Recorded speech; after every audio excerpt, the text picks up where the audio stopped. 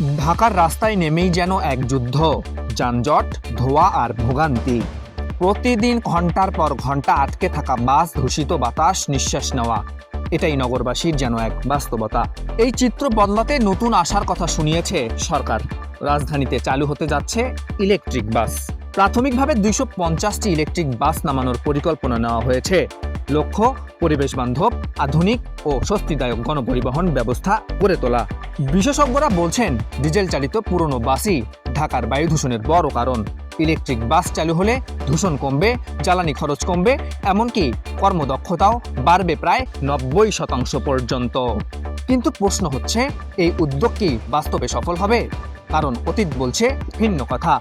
এর আগেও electric bus চালুর উদ্যোগ নেওয়া হয়েছিল, কিন্তু প্রভাবশালী পরিবহন সিন্ডিকেটের বাধায় তা আর এগোয়নি। বিশেষজ্ঞদের মতে, এই সিন্ডিকেট অনেক শক্তিশালী। তাদের স্বার্থের বিরুদ্ধে গেলে বড় বাধার মুখে পড়তে হয় যে কোনো পরিকল্পনাকে।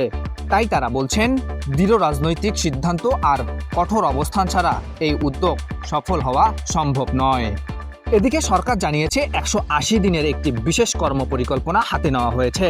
এতে থাকবে আধুনিক বাস সার্ভিস এবং নারীদের জন্য নিরাপদ বিশেষ বাস। শুধু তাই নয়, বিশ্ব ব্যাংকের সহায়তায় প্রায় 2,500 কোটি টাকার একটি বড় প্রকল্প প্রস্তাব করা হয়েছে, যার মাধ্যমে 400 ইলেকট্রিক বাস নামানোর পরিকল্পনা রয়েছে।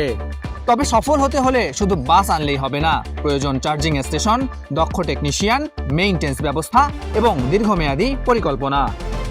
বিশেষজ্ঞরা বলছে, ধাপে ধাপে পুরো পরিবহন ব্যবস্থাকেই বিদ্যুতীকরণে আনতে হবে। সব বাধা পেরিয়ে যদি এই উদ্যোগ বাস্তবায়ন করা যায়, তাহলে ঢাকার রাস্তায় আসতে পারে বড় পরিবর্তন।